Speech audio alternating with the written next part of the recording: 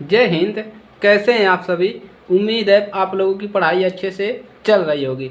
तो आज के इस क्लास में हम मूललता के बारे में जानेंगे। कक्षा 11th केमिस्ट्री आपका जो है मूललता क्या होता है उसके बारे में जानेंगे और इस पर उदाहरण भी हल करेंगे।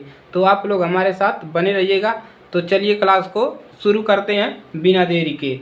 तो जैसे देखिए मूललता क्या होता है, मूललता को कैसे मतलब इसको परिभाषित किया जाता है कि देखिए इसे 1 kg विलायक में मतलब कोई 1 kg विलायक अगर है उसमें उपस्थित है, यानी कि उसमें क्या उपस्थित हो सकता है, विलय के मोलों की संख्या, विलय के मोलों की संख्या के रूप में परिभाषित किया जाता है। इसे कैसे परिभाषित किया जाता है? विलय के मोलों की संख्या के रूप में परिभाषित किया जाता है और इसको हम स्मॉल एम द्वारा व्यक्त किया जाता है, यानी कि स्मॉल एम से इसको हम व्यक्त करते हैं और इसको 1 kg विलायक में जो उपस्थित होता है मोलों की संख्या उससे ये परिभाषित होता है। और इसका फार्मूला से जानते हैं कि इसका फार्मूला क्या होता है। तो इसका फार्मूला आप लोग लिखेंगे, चलिए तो लिखेंगे आप लोग मूललता बराबर क्या होता है। मूललता बराबर, अब इस यहाँ पर लिख देंगे स्मॉल एम। मूललता बराबर होता है विलय के मोलों की संख्या, किसमें? विलय, यानी कि जो विलायक में आपका विलय मिलाया जाएगा उसकी संख्या, मोलों की संख्या, विलय के मोलों की संख्या, मोलों की संख्या, मोलों की संख्या, ये हो गया। और बटा में होता है, देखिए बटा में क्या होता है, विलायक का द्रव्यमान होता है, किसका? जिसमें हम विलय को मिलाते हैं वो होता है विलायक, विलायक का द्रव्यमान, द्रव्यमान। और ये द्रव्यमान किस में होता है? किलोग्राम में होता है, यानी कि केजी में। किस में होता है? केजी में। तो ये होता है आपका मूललता का सूत्र। तो आप लोग इसको याद रखिए, ये होता है मूललता का सूत्र और इसी पे लगेगा आपका उदाहरण। तो चलिए एक उदाहरण भी कर लेते हैं ताकि हमारा जो सूत्र है वो क्लियर हो जाए। चलिए तो उदाहरण है आपका, चलिए यहाँ पर आपका उदाहरण है एक।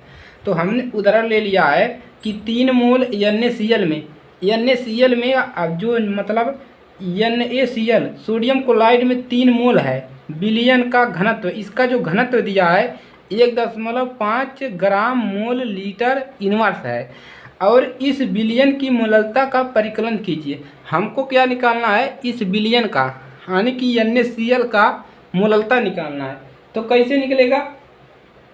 सबसे पहले हम क्या निकालेंगे, इसके लिए हम इसके लिए 1 लीटर में इसका क्या निकालेंगे? द्रव्यमान निकालेंगे विलयन का। और उसके बाद हम निकालेंगे जल का द्रव्यमान, तब हमारा निकलेगा मोल अंश निकलेगा। उसके बाद हम इसको लगा लेंगे। तो चलिए हल करते हैं। तो हल आप लोग कर लीजिए, हल। चलिए हल करेंगे तो लिखेंगे, देखिए NaCl में कितना दिया है, देखिए 1 लीटर आप लोग लिख लीजिए कि यहाँ पर मोल कितना दिया है, 3 मोल, यानी कि मोल दिया है m बराबर 3 मोल। ये तो मोल दे दिया है, इसका मोल दिया है। तो लिखेंगे 1 लीटर विलयन में, विलयन 1 लीटर विलयन में NaCl का द्रव्यमान, द्रव्यमान, इसका द्रव्यमान कितना होगा? इसका NaCl का द्रव्यमान कितना होता है? सोडियम क्लोराइड का द्रव्यमान। तो आपको इस द्रव्यमानों को याद करना पड़ेगा। आपको एक लिस्ट मिल जाएगा, वहाँ से आपके किताब के लास्ट में शायद दिया होगा किसका कितना द्रव्यमान होता है, तो आप लोग वहाँ से तैयार कर लीजिएगा। तो यहाँ पर इसमें कितना है, मोल है, तो इसमें NaCl में 3 मोल दिया है तो 3 लिखेंगे गुणे, जो इसका द्रव्यमान होता है वो होता है 58.5। तो यहाँ से आ जाएगा आपका, इसका इसमें गुणा करेंगे, 5 यहाँ 15 के 5, अब 5 8 8 त्रिक 24, 24 1 25 के 5 दशमलव लग जाएगा। और उसके बाद यहाँ पर कितना मिलेगा, 5 या 15 और 2 17, तो मिल जाएगा आपको 175, 175 बटा में यानी कि 0.5, इतना मिल गया। अब चलिए अब क्या लिखेंगे, अब 1 लीटर विलयन का द्रव्यमान लिखेंगे। 1 लीटर क्या लिखेंगे, 1 लीटर विलयन का द्रव्यमान अब इसका द्रव्यमान निकालने के 1 लीटर का, अभी तो NaCl का निकला है, तो इसका द्रव्यमान निकालने के लिए 1 लीटर में कितना होता है 1000 होता है गुणा में, और इसका द्रव्यमान कितना दिया है देखिए, घनत्व जो दिया 1.0 यानी कि 525 ग्राम, तो यहाँ पर लिखेंगे 1.25 ग्राम। अब इसको गुणा करेंगे तो मिल जाएगा 1250 ग्राम। अब निकालेंगे विलयन में जल का द्रव्यमान। अब किसका द्रव्यमान निकलेगा, जल का। विलयन, इन दोनों को घटाएंगे, इसमें से इसको घटाएंगे, विलयन में जल का द्रव्यमान, जल का द्रव्यमान कितना है, तो यहाँ से देखिए ये कितना निकला है 1250 माइनस 175.5, घटाएंगे कितना मिल जाएगा, घटाने पे आपको मिलेगा 1074 और 0.5 ग्राम, इतना मिलेगा। अब चलिए अब हम लगा देंगे सूत्र। अब क्या लिखेंगे, अब लिखेंगे मोललता बराबर, मोललता स्मॉल m बराबर विलय के मोलों की संख्या, मोलों की संख्या। अब बटा में क्या होता है, विलायक का द्रव्यमान केजी में, विलायक का द्रव्यमान केजी में यानी किलोग्राम में, इसका द्रव्यमान जो होता है वो किलोग्राम में क्या होगा, किलोग्राम में।